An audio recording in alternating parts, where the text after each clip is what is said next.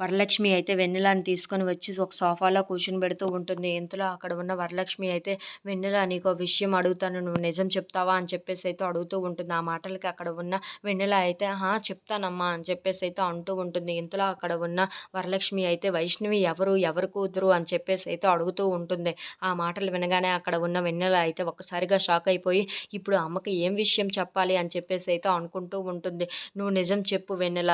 ఆ విషయం మొత్తం నీకు తెలుసు. నువ్వు కానీ విషయం బయట పెడితే కొన్ని ప్రాబ్లమ్స్‌కి పరిష్కారాలైతే దొరుకుతాయి" అని చెప్పేసైతే అంటూ ఉంటుంది. ఆ మాటలు వినగానే అక్కడ ఉన్న వెన్నెల అయితే ఏం మాట్లాడాలో తెలియక సైలెంట్‌గా అయితే ఉండిపోతుంది.